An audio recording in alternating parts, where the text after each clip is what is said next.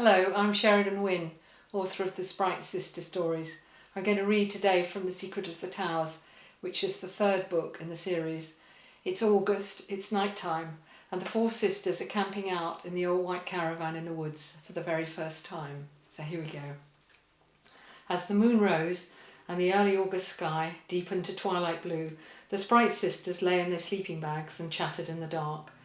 Ariel was just telling them about Sydney Sprite when Ash's magic stone gave out a mighty squeak and she nearly fell off her bunk. "Eek!" she cried. "What's the matter?" cried Flame, Marina and Ariel, sitting up in their sleeping bags. "What's happened?" "Did you hear it?" asked Ash with her face white. "Hear what?" asked Flame. "The magic stone squeaked," said Ash. "No, I didn't hear anything," said Flame. "Nor me," said Marina. Ariel pursed her lips and shook her head. Ash frowned. "I wonder why you didn't hear it. You've all heard it before." "I don't know, but what's it telling you?" asked Flame, drawing up her long legs and folding her arms around them. Ash scrabbled out of her sleeping bag. "Oh, blimey, I keep forgetting," she said. "It's the envelope I find behind the painting. The stone is reminding me about it." "What envelope?" asked Ariel. Ash stood up, grabbed her jeans and pulled out the envelope. Flame, Marina and Ariel climbed off their beds in their sleeping bags. They looked like huge caterpillars as they jumped towards Ash's bed and flopped down on it. Flame held the torch steady while Ash showed them the stiff white envelope. "I found this behind great-great-grandma Mim's portrait," she explained. "You didn't tell us," said Flame. "Well, we've all been so busy and I kept forgetting," said Ash. "It's lucky I remembered it was in my jeans last night, otherwise we'd have lost it in the washing machine." "So what is it and who is it from?" asked Marina, her brown eyes glowing. "Hold it up, I can't see," said Ariel. Ash held up the envelope in the torchlight. "The Sprite Sisters, Sprite Towers," read Flame. She screwed up her face. "Have there been other sets of Sprite Sisters apart from us?" Marina, Ash and Ariel shrugged. "Open it up, Ash," said Flame. "Here, use my Swiss Army knife, then you won't tear it. It looks very precious." "Thanks," said Ash. Carefully she slit open the envelope with the pocket knife. "Come on, hurry up," said Marina. The four Sprite Sisters held their breath as Ash pulled out the letter. There were 2 small sheets of paper folded in half. The ink was black, the handwriting was elegant and rather old-fashioned in style, and covered the fronts of both sheets of paper. At the top right-hand side of the letter was the address. It read Sprite Towers, and then underneath was written the date, 6th of June, 1917. "Oh my goodness," said Ash. "Look!" She held up the letter for her sisters to see clearly. "Dear Flame, Marina, Ash and Ariel," read Ariel. "That's us." Flame, Marina, Ash and Ariel looked at one another in amazement. "This letter was written nearly a century ago," said Flame, almost in a whisper. "It's spooky." They were silent for a moment. Then Marina said, "Who's it from?" Ash turned over to the second page. At the bottom of this, the letter was signed, "Yours, George Sprite." "Who's George Sprite?" said Marina. "Have Mum and Dad or Grandma ever mentioned him?" "Not that I remember," said Flame. "This is really weird." "You don't think Dad could have hidden the letter behind Mim's portrait as a joke to fool us?" said Marina. "Why would he have done that?" asked Ash.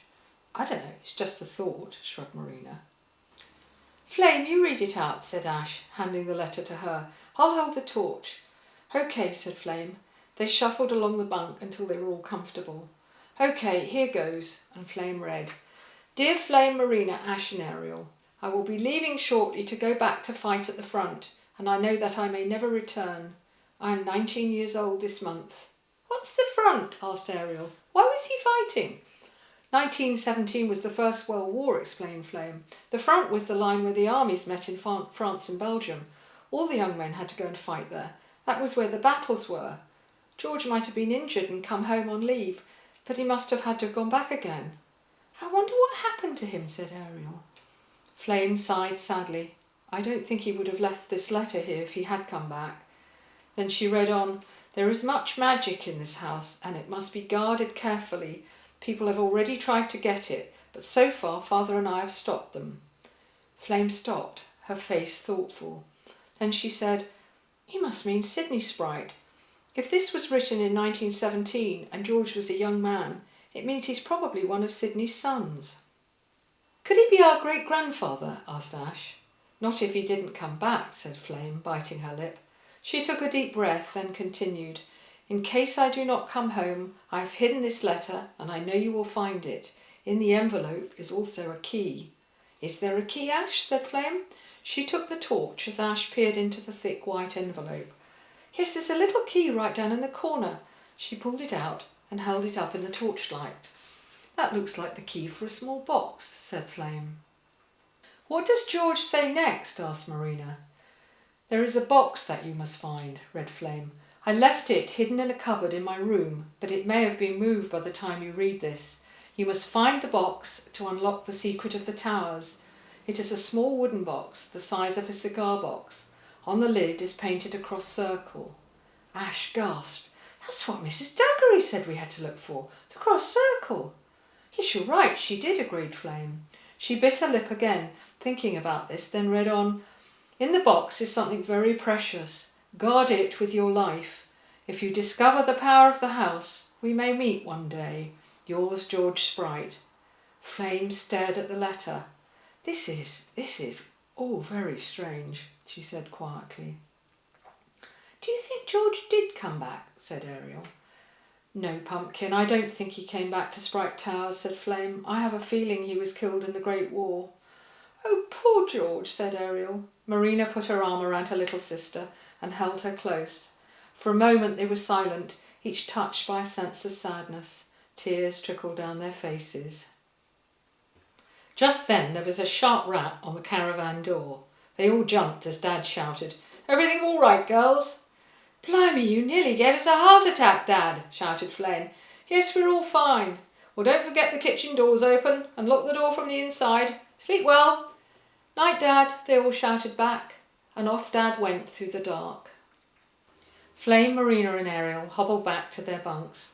When they were settled down, Flame turned off the torch and they lay there in the darkness. Outside, the moon rose over the trees. "Poor George," said Ariel, yawning. Then she turned over and fell asleep.